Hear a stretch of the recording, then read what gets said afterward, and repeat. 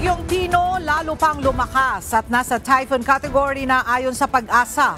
Wind signal number 3 nakataas sa ilang lugar sa bansa.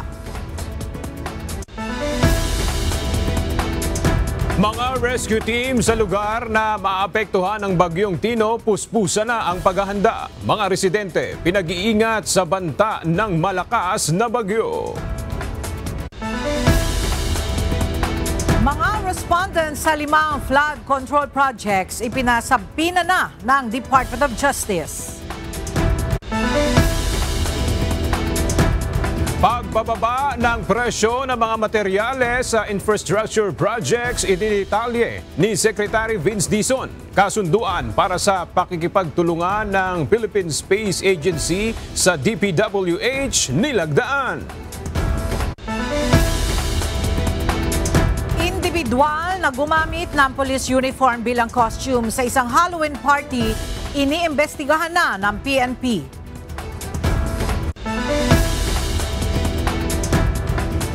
At malaki ang dagdag sa presyo ng mga produktong petrolyo, ipatutupad bukas.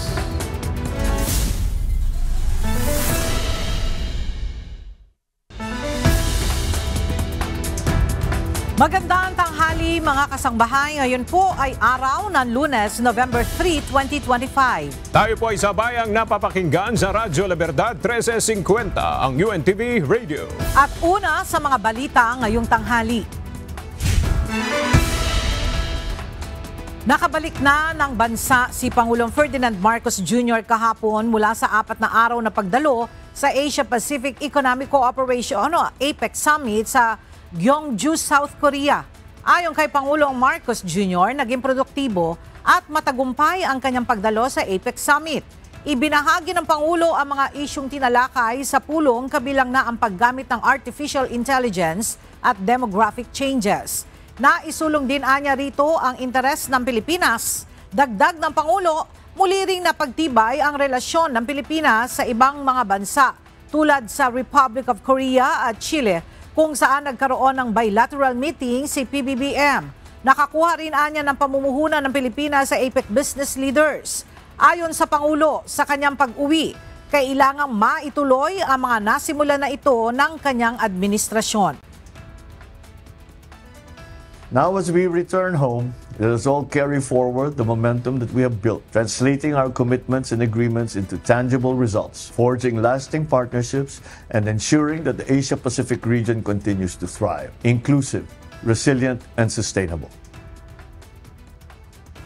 Nagtapos ang working visit ng Pangulo sa pag-aalay ng bulaklak at tree planting ceremony sa United Nations Memorial Cemetery sa Busan bilang pagbibigay parangal sa 7,420 na Pilipinong sundalo na nakipaglaban noong Korean War. Sa Memorial Wall, makikita ang nakaukit na mga pangalan ng mga miyembro ng Philippine Expeditionary Forces to Korea na lumaban sa giyera.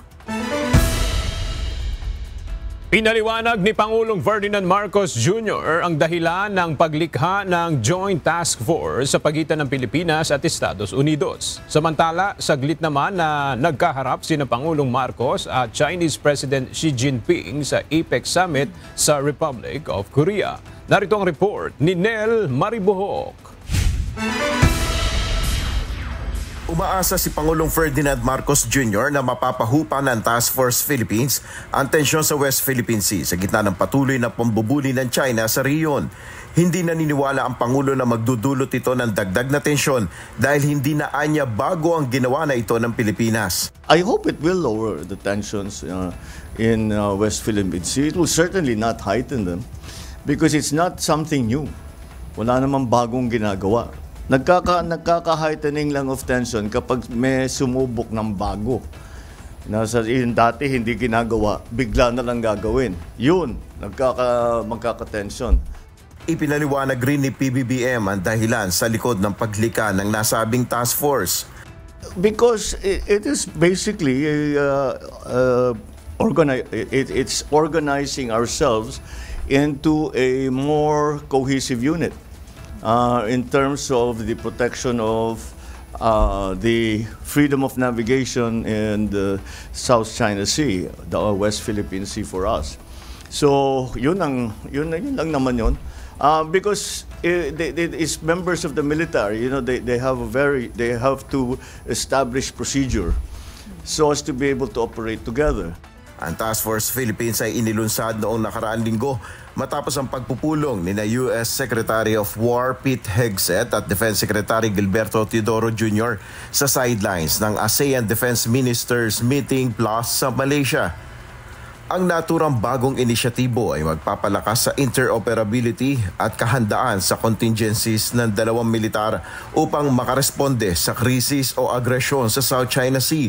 Samantala, saglit namang binati ni Pangulong Marcos si Chinese President Xi Jinping sa APEC Summit sa Gyeongju, South Korea nito lamang weekend. Ayon sa Pangulo, isa lamang itong kortesiya sa kanyang kapwa-leader lalo na't inilipat na ang chairmanship ng APEC sa China. Sabi ko lang sa kanya, congratulations. I hope we look forward to doing a lot of good work with you as APEC chair. And he said, thank you. And that was it. There was really not very much to it. Wala rin anyan dahilan na magkaroon sila ng bilateral meeting dahil hindi naman tamang lugar ang APEC para pag-usapan ng issue sa West Philippine Sea.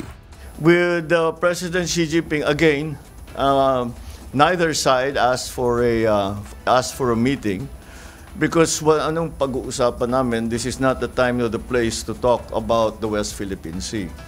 You will not achieve anything for having a meeting about that. Nel Maribuhok, UNTV News and Rescue. Diyos ang aming sandigan, serbisyo publiko ang aming pinahalagahan. Pabor sa maraming bansa ang paghupa ng trade wars sa pagitan ng China at Amerika. Iyan ay ayon kay Pangulong Ferdinand Marcos Jr. Kasunod ito ng nangyaring pulong sa pagitan ni Chinese President Xi Jinping at US President Donald Trump sa sidelines ng APEC Summit, kung saan nagkasundo ang dalawang leader na magkaroon ng 1-year na trade truce. Ayon kay PBBM, kahit papaano ay nawala ang pag-aalala ng mundo sa naging issue ng dalawang malaking bansa. Pagdating sa kalakalan, partikular na rito ang pagpapataw ng malaking taripa ng US sa Beijing. But medyo nakahinga ang buong mundo ng kaunti dahil medyo nagkaayusan. Kahit na hindi kompleto, nagkaayusan ang dalawang pinakamalaking ekonomiya sa buong mundo, China at saka US. So yes, I think in the end, it was good that they met, and it was good that they came to some conclusions. We are waiting to see more, trying to get more information.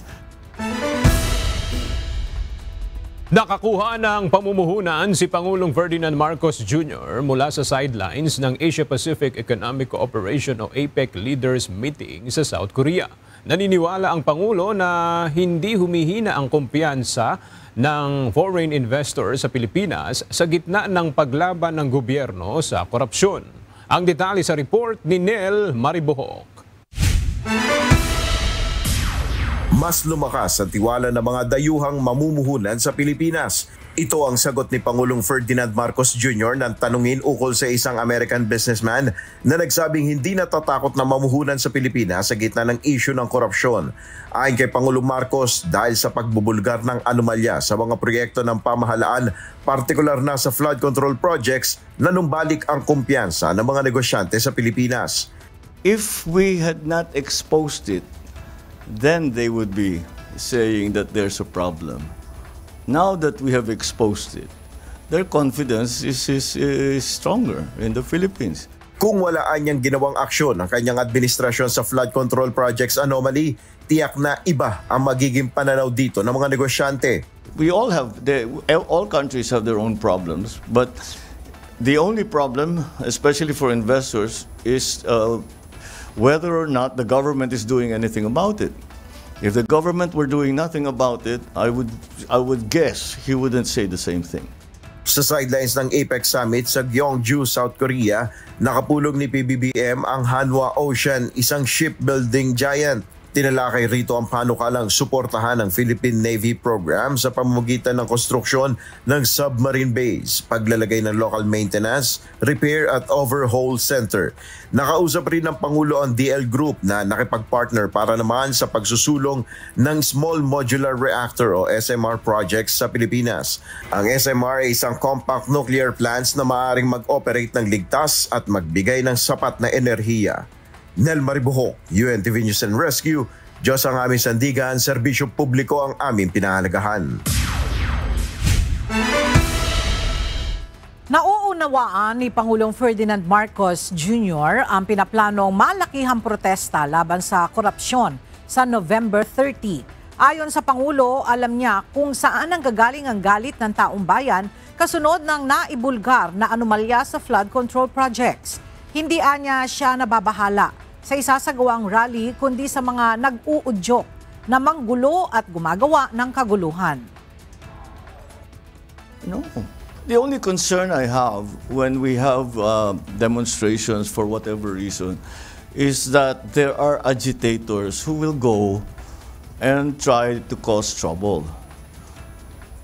What demonstrator goes to a demonstration with Molotov cocktails that are not intending to cause trouble or to hurt people?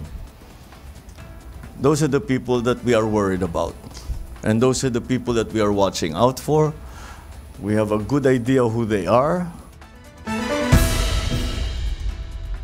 Hindi na nasurpresa si Pangulong Ferdinand Marcos Jr. sa pagkwestiyon ng legalidad ng Independent Commission for Infrastructure o ICI. Sa 22-page petition ng isang high school teacher, sinabi niya na ang paglikha sa ICI ay may legal na depekto at halos kahalintulad umano ng Truth Commission na una nang idiniklara ng Supreme Court na unconstitutional. Ayon kay Pangulong Marcos, pinag-aralang mabuti ang pagtatatag ng ICI at handa ang Solicitor General na idepensa ang pagtatatag ng ICI. Kumpiyansa si PBBM sa legalidad ng ICI.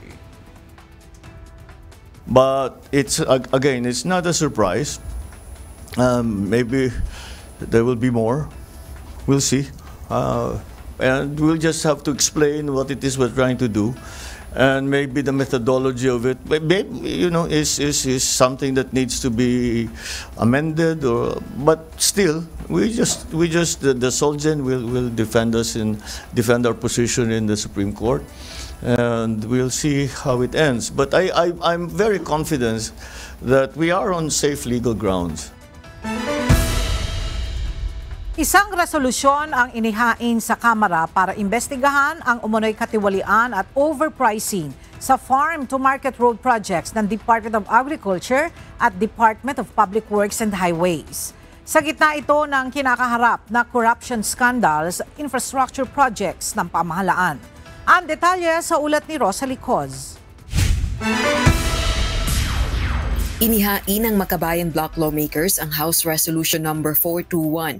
Layo nitong utusan ng House of Representatives sa pamamagitan ng House Public Accounts at Agriculture and Food Committees na magsagawa ng agaran at komprehensibong investigasyon in aid of legislation sa umano'y systemic corruption at overpricing sa farm-to-market road projects ng Department of Agriculture o DA at Department of Public Works and Highways o DPWH. Ito ay matapos matukoy kamakailan sa pagdinig ng Senate Subcommittee on Finance ang posibleng overpriced at questionabling farm-to-market roads mula 2023 hanggang 2024. Sa resolusyong inihain ng Makabayan lawmakers, kailangan anilang repasuhin ang National Farm-to-Market Network Plan 2023 to 2028 na binuo at isinapinal sa ilalim ni Pangulong Ferdinand Marcos Jr. bilang kalihim ng Agriculture Department. Gayun din, lalo na ang makapagsagawa ng malalimang investigasyon sa lahat ng farm-to-market roads dahil sa posibleng overpricing at katiwalian. Sa gitna nila ito ng pagkakalantad ng malawakang katiwalian sa proyektong pang-infrastruktura ng pamahalaan, mahalagang maihayag at mapanagot ang lahat ng sangkot dito. Nauna nang ipinahayag ni Bicol Saro Party List Representative Terry Ridon, chairperson ng House Public Accounts Committee, Maaari ring makapagsagawa ng investigasyon ang Kamara kaugnay ng issue. Si Senate Committee on Finance Chairperson Sherwin Gatchalian ang nagsabing mayorya ng farm-to-market road projects noong 2023 hanggang 2024 ay nasa Bicol at Eastern Visayas. Dagdag pa nito, tinatayang 10.3 billion pesos ang nasayang dahil sa overpricing ng farm-to-market roads. Aminado naman si Agriculture Secretary Francisco Chu Laurel Jr. na may problema sa isyung ito at iginiit ang pagkakaroon ng audit sa lahat ng farm-to-market road projects. Rosa Licoz, UNTV News and Rescue. Diyos sa aming sandigan, serbisyo publiko ang aming pinahahalagahan.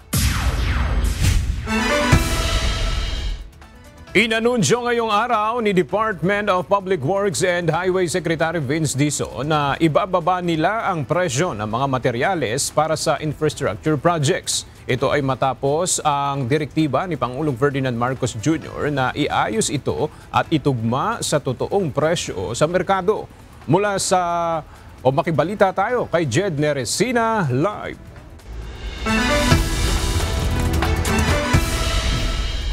Jed, ano yung partikular na materyales na pang-infrastruktura ang ibinaba ng DPWH ang presyo? Aga sa inisyal na listahang inilabas ng Department of Public Works and Highways ngayong araw, kabilang sa mga materyales na ibinaba nila ang presyo ay ang asfalto, semento, steel bars, sheet piles, grava at maging ang buhangin.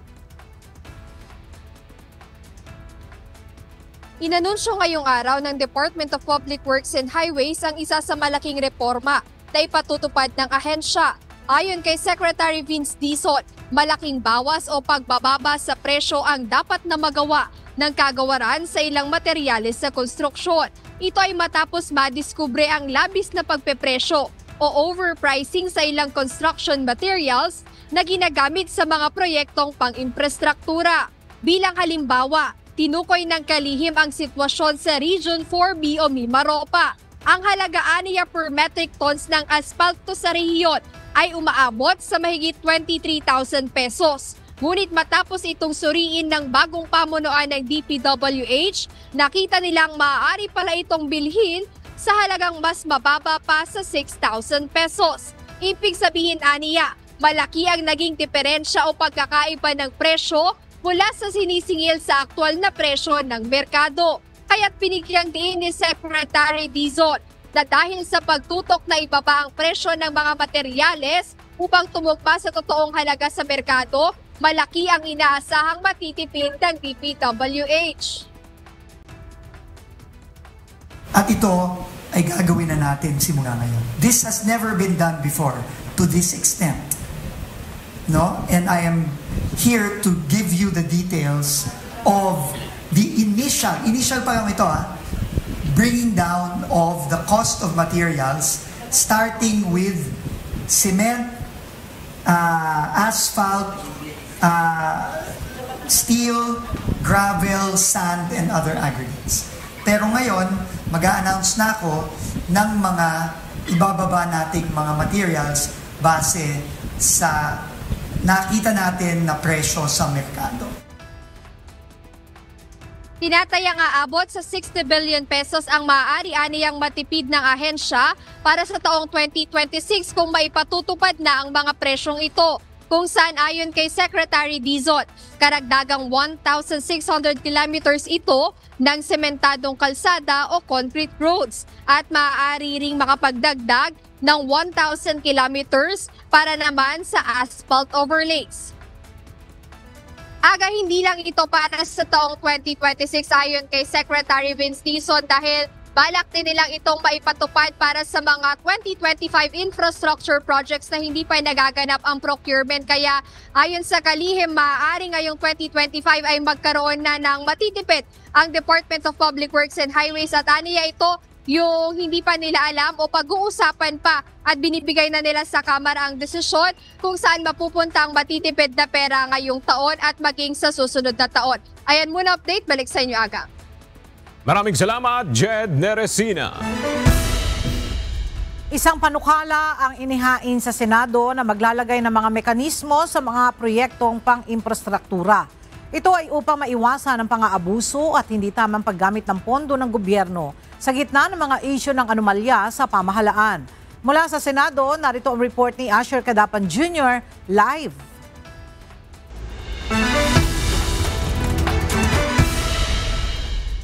Asher, ano itong mga mekanismo sa infrastructure projects na ipinapanukala sa Senado?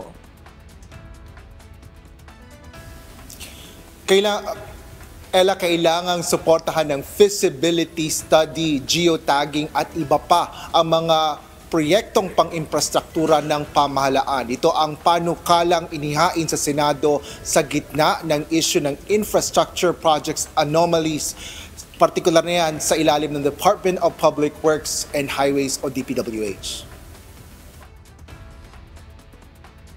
Walang proyektong pang-infrastruktura ang dapat na isama sa national budget at implementasyon malibang dumaan ito sa masusing feasibility study.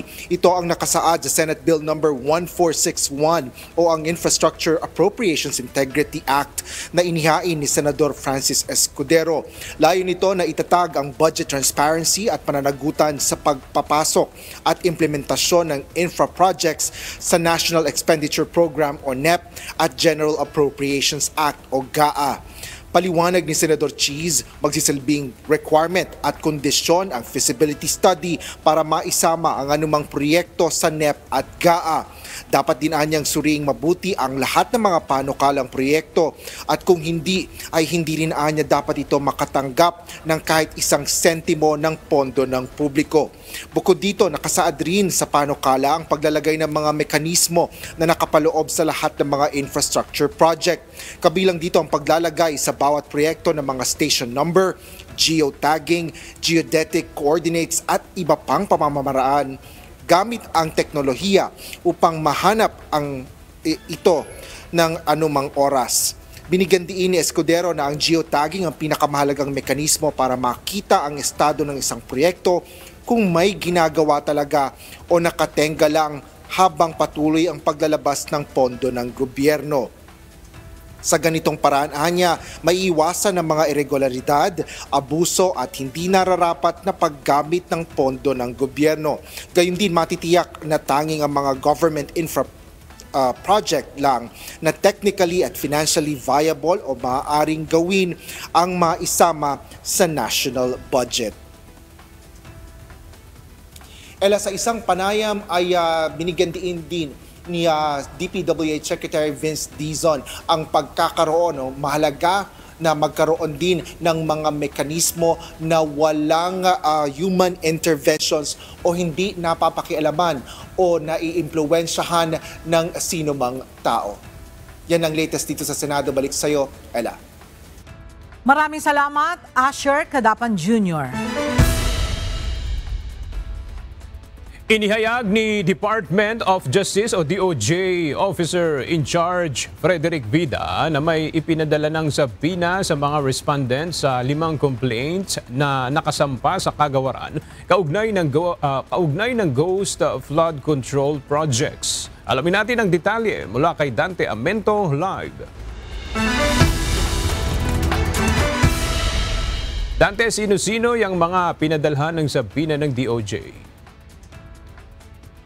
Magandang umaga, sa ngayon ay wala pang binanggit ang Department of Justice o DOJ kung sino-sino yung mga respondent na kanilang napadalhan ng subpoena. Pero kinumpirma ni DOJ OIC Secretary Frederick Vida na nakapagpadala na nga sila ng subpoena doon sa mga respondent kaugnay dito sa issue ng 5 ghost flood control projects na nadiskubre sa probinsya ng Bulacan.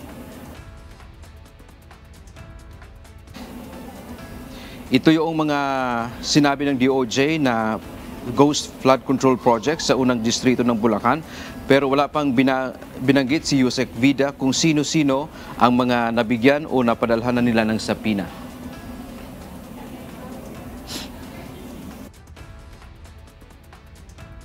some of the subpoenas have been personally served, no, yung initial na 5 cases, no, wherein the DOJ has been deputized by the Office of the Ombudsman, di ba? That process will start. So identified na yung mga respondents doon, identified na rin yung charges, no? And soon there will be more, no? I'm sure the Office of the Ombudsman is doing double time, no? Not only double time, triple time. Batay sa naunang pahayag ng DOJ, kabilang sa mga respondent o inireklamo ay ang mga dating district engineers ng Department of Public Works and Highways o DPWH, kabilang na si Bryce Hernandez, Henry Alcantara at JP Mendoza. Ayaw rin ng DOJ na magbigay ng maraming detalye para hindi anya maapektuhan ang gagawin nilang investigasyon. Ayon naman kay Prosecutor General Richard Anthony Fadulion, nakatakda ang unang preliminary investigation o pagdinig sa November 10 ngayong taon. Aga, ayon sa DOJ, target nga nilang matapos ang preliminary investigation dito sa 5 ghost flood control projects sa loob ng 1 buwan at inaasahan natin magsasampa na sila ng kaukulang kaso sa korte. Depende yan kapag ang respondent ay isang government official na may salary grade na 27 above. Ang may jurisdiction yan ay ang Sandigan Bayan, pero kung ang salary grade ay 26 below, ay maaaring i-file yan sa Regional Trial Court. Yan muna ang ating update mula dito sa Pasay City. Balik sa iyo, Aga. Maraming salamat, Dante Amento. Iniimbestigahan na ng Philippine National Police ang individual na gumamit ng uniforme ng pulis sa isang Halloween party. Ayon kay PNP Acting Chief Police Lieutenant General Jose Melencio Nartates Jr., ang Criminal Investigation and Detection Group o CIDG ang mamamahala sa investigasyon. Mula sa Kamkrame, makibalita tayo kay Lea Ilagan live. Lea, tukoy na ba ng PNP ang pagkakakilanlan nung gumamit ng PNP uniform bilang costume sa isang Halloween party? Magandang tanghali sa iyo, Aga. Tinutukoy na ng Philippine National Police ang pagkakakilanlan ng naturang individual. Bagamat mayroon itong post sa kanyang social media account, tinutukoy pa ng PNP kung ito ang totoong account ng individual. Ipapatawag din ng Criminal Investigation and Detection Group o CIDG ang individual upang makuha ang kanyang panig. Ayon kay CIDG Director, Police Major General Robert Morico III, nais nilang malaman kung saan ito nakuha ang uniforme na isinuot sa Halloween party. Sinabi ni PNP Acting Chief Police Lieutenant General Jose Melencio Nartates Jr. na mahigpit na ipinagbabawal sa batas, partikular sa Article 179 ng Revised Penal Code o illegal use of uniform or insignia ang pagsusuot ng uniforme ng pulis na hindi naman miyembro ng PNP. Bukod dyan, binastos din aniya nito ang uniforme dahil sinira nito ang manggas ng polo.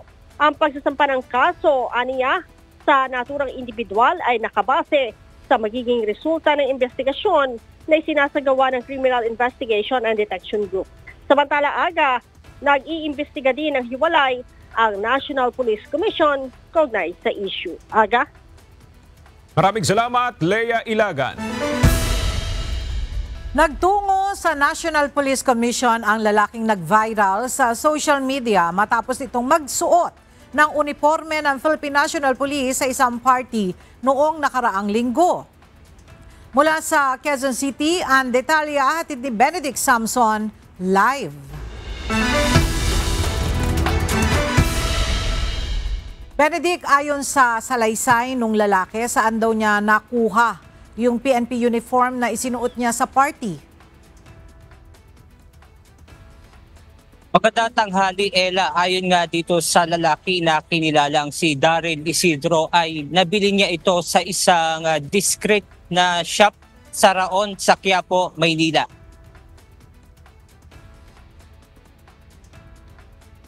Toong uniform ng Philippine National Police ang gamit ng lalaking nag-viral sa social media kamakailan. Kanina personal na nagtungo sa National Police Commission si Daryl Isidro, ang lalaki na nakita na nagsuot ng PNP General Office attire o GOWASI uniform. Sa picture na ibinahagi ni Napolcom Vice Chairperson Attorney Rafael Vicente Calinisan, makikita ang suot ni Daryl ang GOWASI uniform, ngunit tinanggal na ang badge number at manggas nito.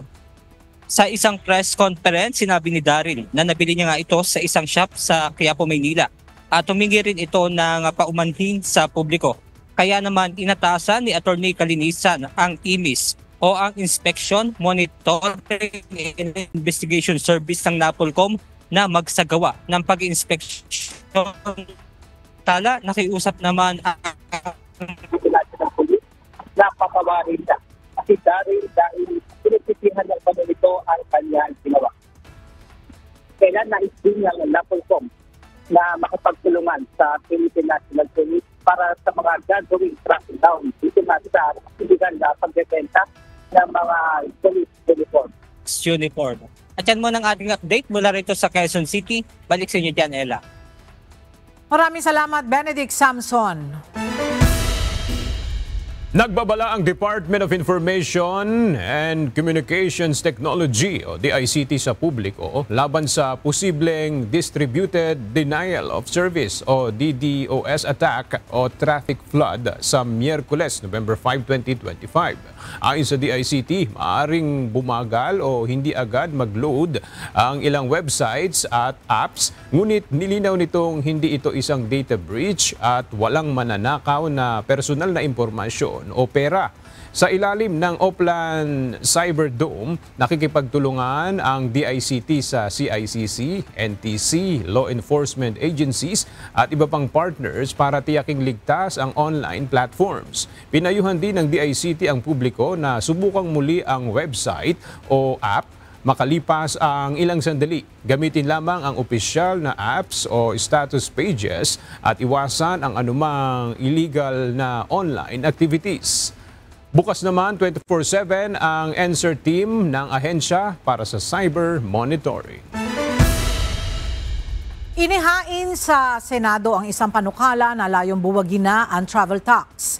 Batay sa Senate Bill number 1409 na inihain ni Senador Erwin Tulfo, hangad nitong ipawalang bisa ang mga probisyon sa mga batas na kaugnay nito.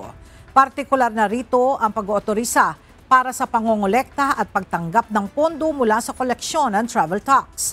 Paliwanag ni Senador Erwin, isa itong konkretong hakbang upang matiyak ang mas patas, accessible at makatwirang presyo sa paglalakbay ng mga Pilipino.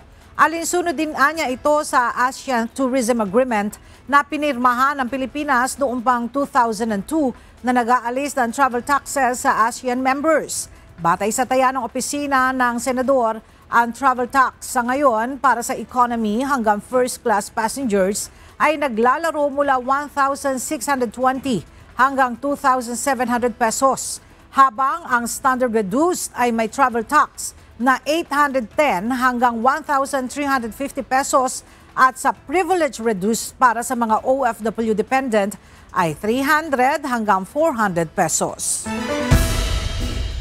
Inaprubahan na ni Pangulong Ferdinand Marcos Jr. ang pagpapalawig ng import ban ng bigas hanggang sa katapusan ng 2025. Ayon kay Department of Agriculture Secretary Francisco Tiu Laurel Jr. Inaasahan ngayong Lunes, November 3, ay ilalabas ang executive order para sa pagsasapormal ng pagpapalawig ng import ban.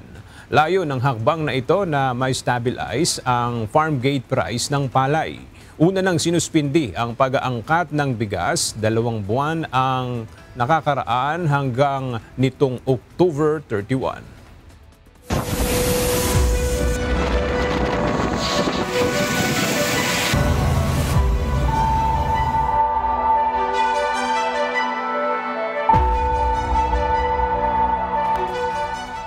Naglabas ng storm surge warning ang Pag-asa kaugnay sa banta ng bagyong Tino.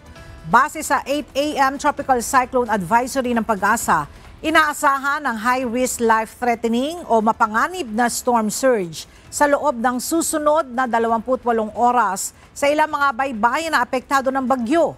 Kabilang sa mga lugar na pinag-iingat ang mga baybayin ng Dinagat Islands, Eastern Samar, Leyte, Western Samar at Surigao del Norte na aabot sa 3 metro ang taas, habang nasa 2.1 meters hanggang 3 meters na laki ng mga alon din ang inaasahan sa Northern Samar at Southern Leyte. Mayroon ding banta ng storm surge na aabot sa 1 hanggang 2 metro sa mga baybayin sa Agusan del Norte, Aklan, Antique, Biliran, Bohol, Camiguin, Capiz, Cebu, Guimaras, Iloilo, Leyte, Masbate, Misamis Oriental, Negros Occidental, Negros Oriental, Northern Samar, Occidental Mindoro, Oriental Mindoro, Palawan, Romblon, Samar, Siquijor, Sorsogon, Southern Leyte, Surigao del Norte at Surigao del Sur. Pinapayuhan ang mga nasa nabanggit na lugar na iwasan munang magtungo sa mga baybayin dagat at kanselahin ang lahat ng marine activities. Kinansila ngayong Lunes, November 3, ang ilang flights mula at papuntang Siargao at Surigao dahil sa masamang panahon na dulot ng bagyong Tino. Ayon sa Mactan Cebu International Airport Authority, kabilang sa mga kansiladong biyahe ang mga departure flights DG6861, DG6855, DG6853, DG6859, DG6897, DG6901 at 2R857 mula Cebu patungong Siargao at Surigao. Apektado rin ang arrival flights DG6862, DG6856, DG6854, DG6860, DG6898, DG6902 at 2R858 mula Siargao at Surigao pabalik ng Cebu. Pinapayuhan ng mga otoridad ang mga pasahero na makipag-ugnayan sa kani-kanilang airlines para sa bagong schedule ng kanilang mga flight. Nakaalerto na ang puwersa ng Coast Guard District Western Visayas sa inaasahang epekto ng Bagyong Tino. Kahapon pa lamang ay nagsagawa na ng information dissemination ang Coast Guard sa mga residente sa Western Visayas, lalo na ang mga naninirahan sa coastal areas na maghanda sa inaasahang epekto ng bagyo. Nagsagawa na rin ng koordinasyon ang Coast Guard sa lokal na pamahalaan para sa kakailanganing disaster at relief response. Kahapon pa lamang ay naka-preposition na ang mga family food packs na ipamamahagi sa mga residenteng magsisilikas. Sa ngayon ay nakahanda na rin ang mga rescue equipment ng Coast Guard sa Western Visayas. Nakaalerto na ang Provincial Disaster Risk Reduction and Management Office o PDRRMO ng Palawan dahil sa inaasahang pananalasa ng Bagyong Tino sa kanilang lugar. Sa ngayon ay naka-standby na ang kanilang mga rescue equipment habang naka-preposition na rin ang mga family food packs bilang paghahanda sa epekto ng bagyo. Mula sa Puerto Princesa City sa Palawan, makibalita tayo kay Andy Pagayona Live. Andy, kumusta na yung lagay ng panahon dyan sa Palawan at ano na yung mga paghahanda ng mga residente dyan sa inaasahang paglapit ng bagyo? Yes, maganda.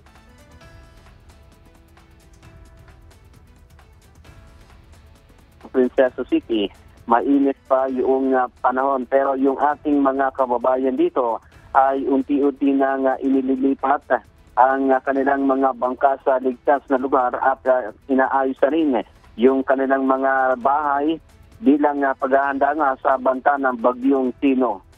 Naka-red alert status na rin ngayong araw ang mga rescue team sa lalawigan, kabilang na dito ang Philippine Coast Guard, mga MDRRMO sa mga munisipyo. Nag-suspindi na rin ang klase sa lahat ng antas ang mga bayan ng Linapakan at El Nido, Palawan bilang pag-iingat sa papalapit na bagyo.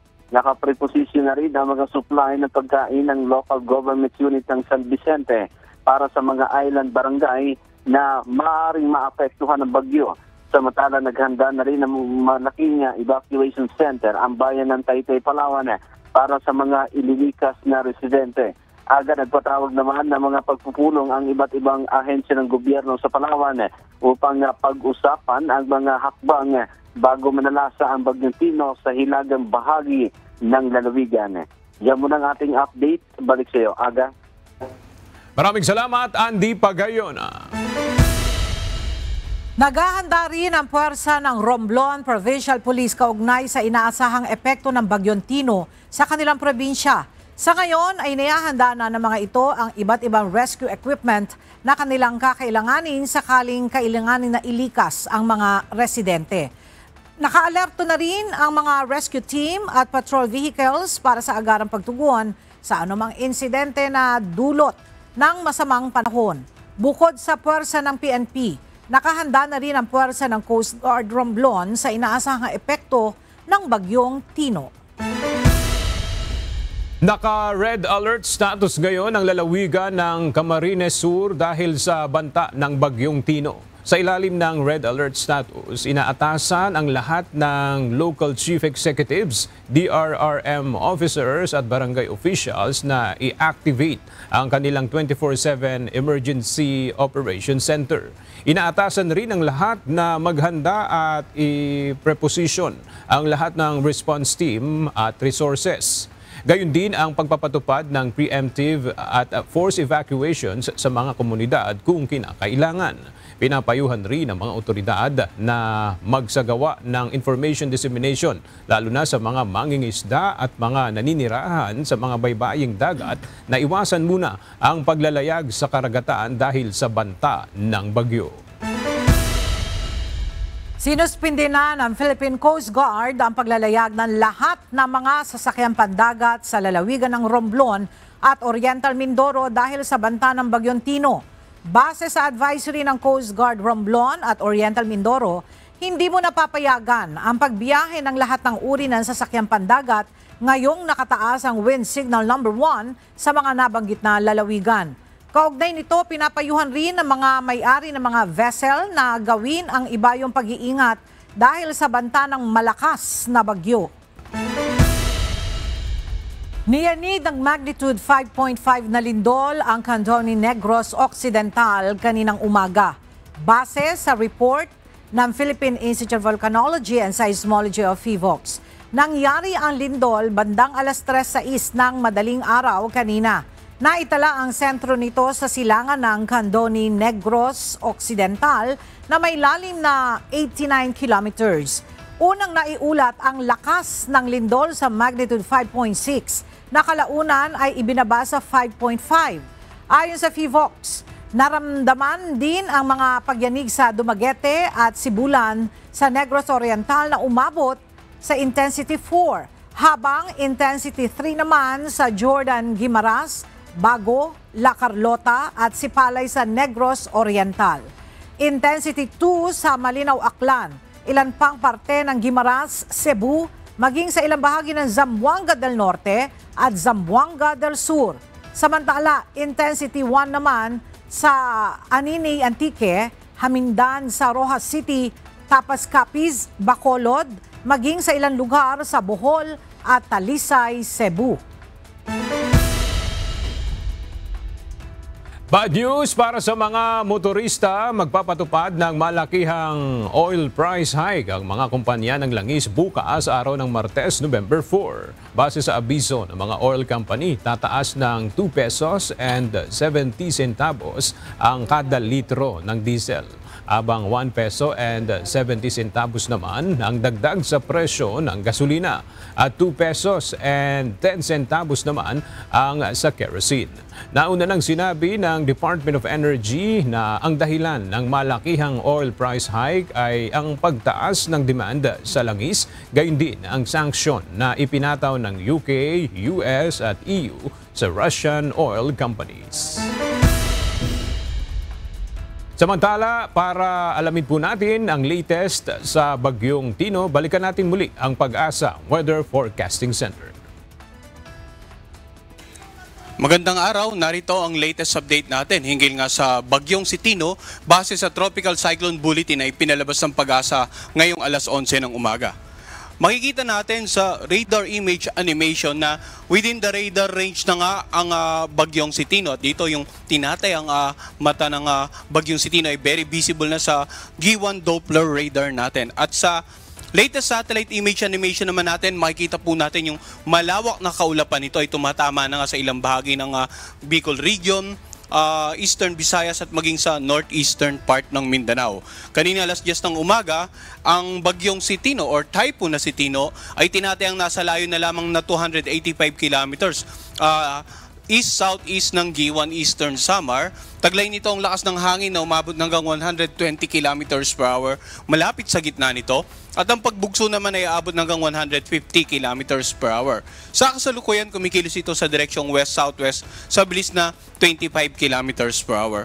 So, yung ilang bahagi nga nakabikulan, Eastern Visayas at northeastern part ng Mindanao ay posibleng nakakaranas na ng maulap na kalangitan at mga pag-ulan. Samantala, sa ilang bahagi naman nating bansa, patuloy ngang umiral yung amihan at yung shear line dito sa eastern section ng central at ng southern Luzon. So, ano nga ba yung inaasahan natin pagkilos ng bagyong si Tino? Unahin po natin yung forecast track. So, makikita po natin sa pinaka-latest forecast track na inaasahan palang posibleng maglandfall ang bagyong si Tino dito sa may bandang Eastern Visayas, Dinagat Island, Siargao Island area sa pagitan ng posibleng papalapit na mamayang hating gabi hanggang bukas ng madaling araw.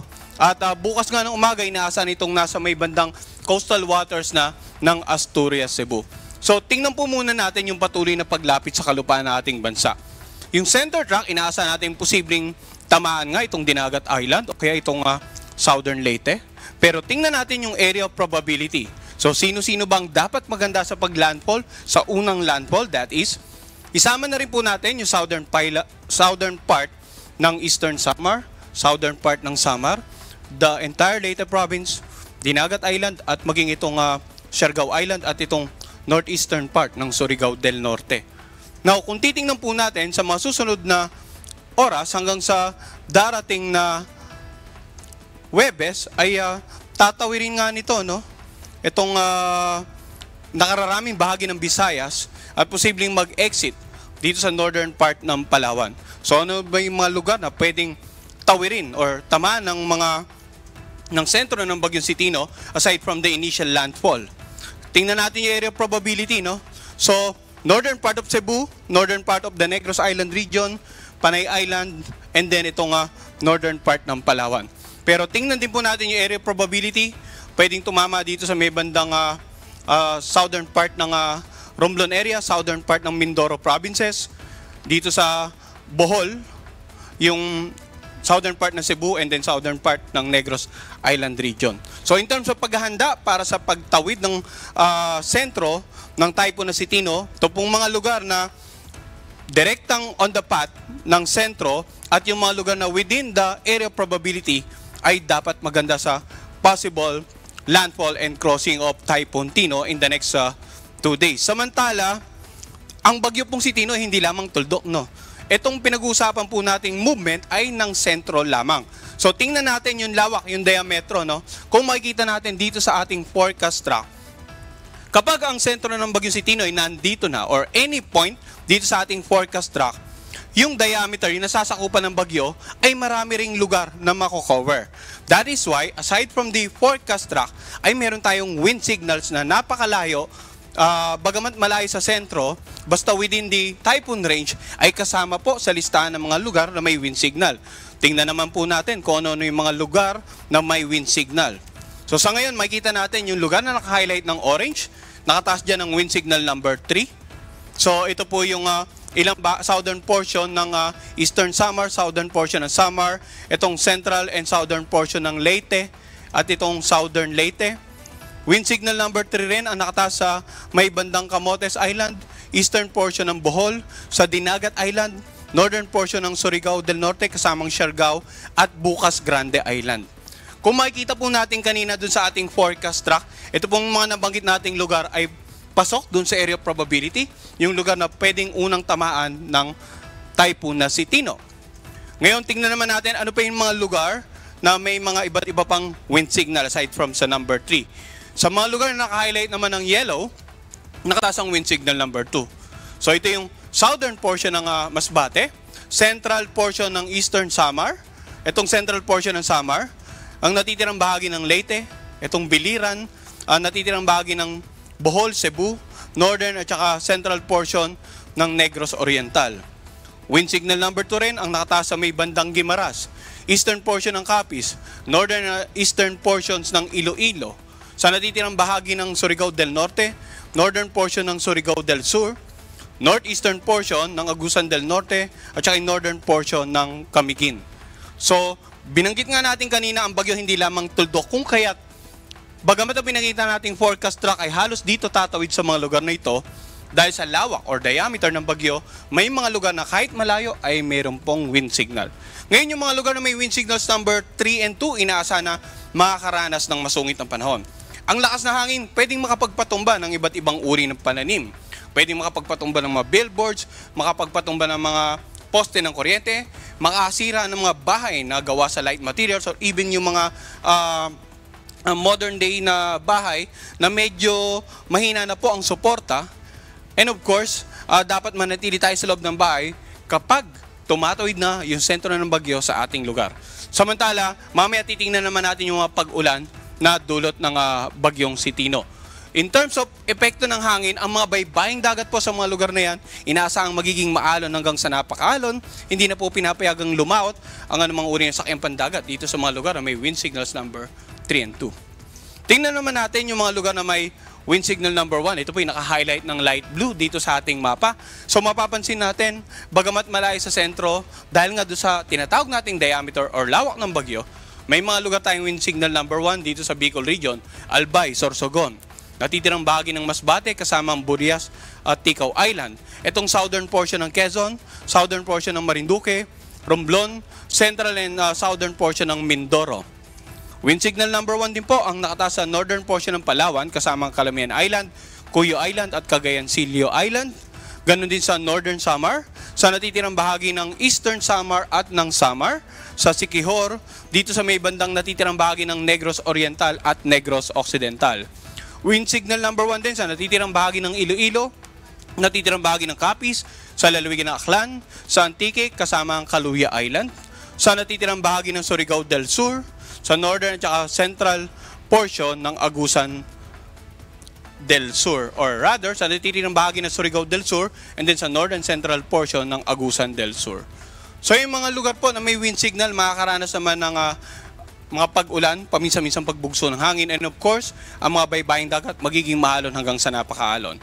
So, para ituloy, meron pa rin tayong wind signal number 1 dito nga sa natitirang bahagi ng Surigao del Sur, northern and central portion ng Agusan del Sur, natitirang bahagi ng Agusan del Norte, natitirang bahagi ng Camiguin, Misamis Oriental, northern portion ng Bukidnon, northern portion ng Misamis Occidental, at northern portion ng Zamboanga del Norte.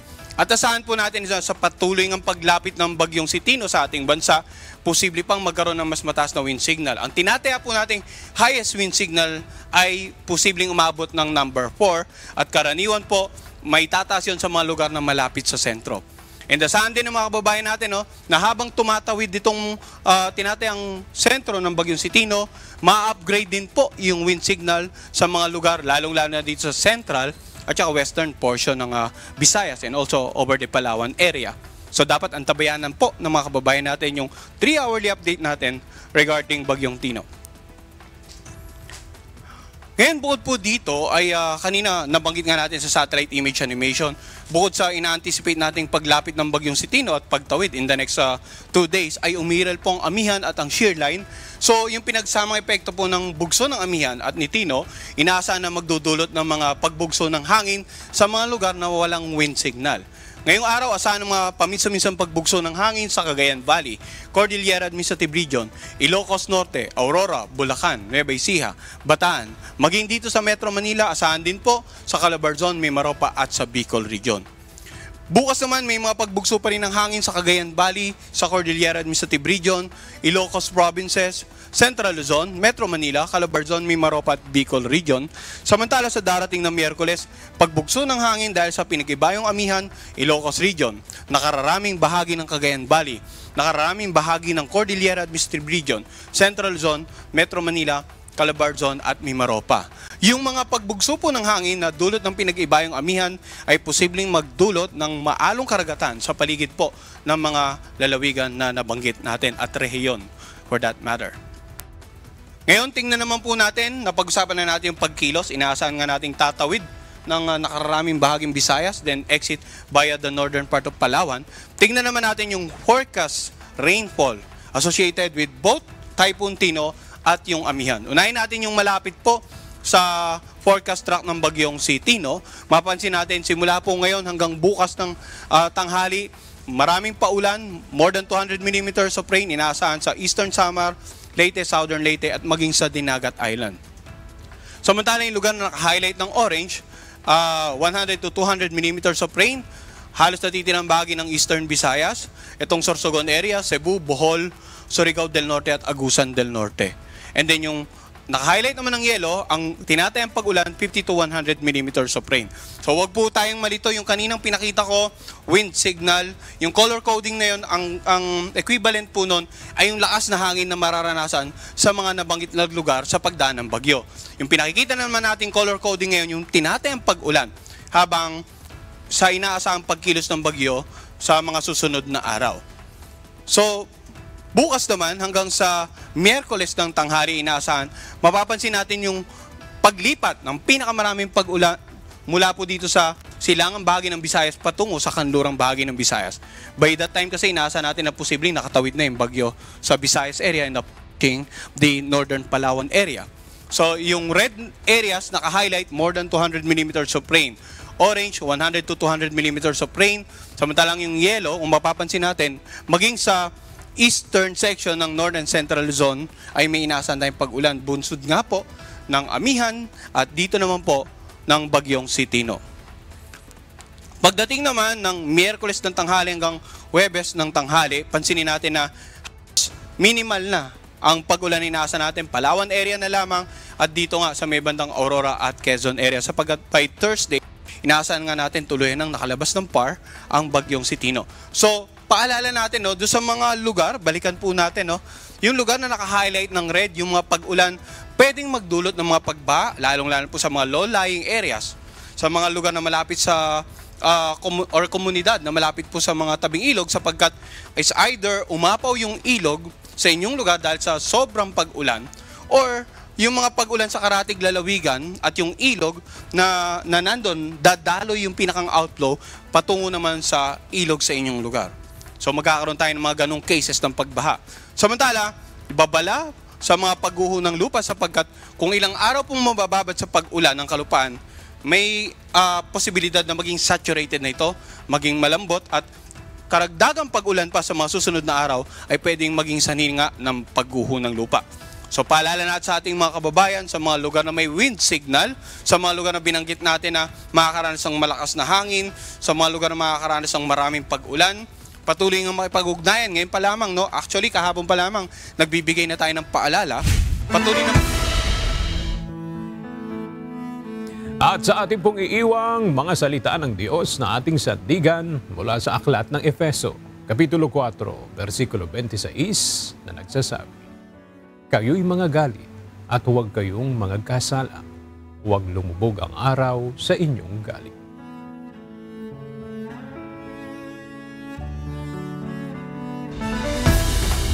At yan ang mga balitang aming tinutukan at inaksyonan dahil sa aming pagbabalita, una ang pagkalinga sa kapwa. UNTV C News, may balita saan mang panig ng daigdig.